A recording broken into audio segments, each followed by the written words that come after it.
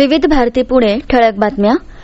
केंद्र शासनाच्या मत्स्य व्यवसाय क्षेत्रातील पायाभूत सुविधा विकास निधी या योजनेची राज्यात अंमलबजावणी करण्याचा निर्णय राज्य मंत्रिमंडळाच्या बैठकीत काल घेण्यात आला.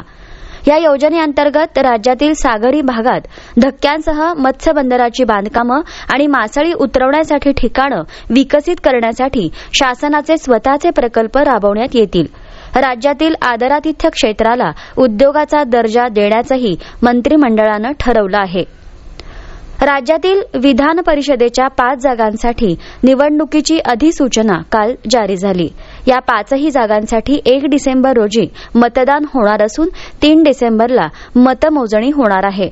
12 नोव्हेंबरपर्यंत अर्ज स्वीकृती होणार आहे. प्राप्त अर्जांची छाननी 13 नोव्हेंबरला तर अर्ज मागे घेण्याची मुदत 17 नोव्हेंबरपर्यंत असणार आहे. पुणे महापालिकेकडून करण्यात येणाऱ्या प्रत्येक विकास कामाचं आता जिओ टॅगिंग होणार आहे. तसंच काम पूर्ण झाल्यानंतर संबंधित खात्याकडून या कामाच्या प्रत्यक्ष जागेवरील अक्षांश आणि रेखांशाची नोंदणी करण्यासह त्याचे फोटो अपडेट केल्यानंतर कामाची बिलं देण्यात येणार आहेत.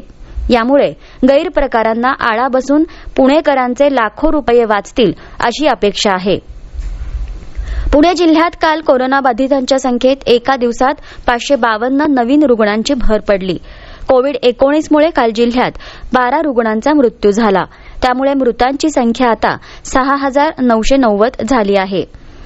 दिवाळी साजरी करताना गर्दी टाळा, खबरदारी घेऊन महाराष्ट्रात फटाकेमुक्त दिवाळी साजरी करा असं आवाहन आरोग्यमंत्री राजेश टोपे यांनी काल केलं आहे. राज्यात पहिल्यांदाच पक्षी सप्ताह साजरा केला जात आहे. राज्यभरातल्या पक्षीप्रेमींमध्ये त्यामुळे उत्साह दिसतो. आपल्या भागातल्या पक्ष्यांची नोंद घ्यायला त्यांनी सुरुवात केली आहे.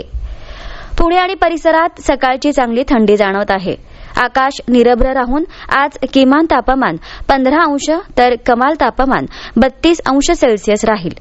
या होत्या आतापर्यंतच्या ठळक बातम्या. यानंतरच्या ठळक बातम्या 9:58 FM बँड 101 मेगाहर्ट्झवर आकाशवाणीच्या विविध भारती सेवेच्या पुणे केंद्रावरून आम्ही बोलत आहोत. आता प्रसारित करत आहोत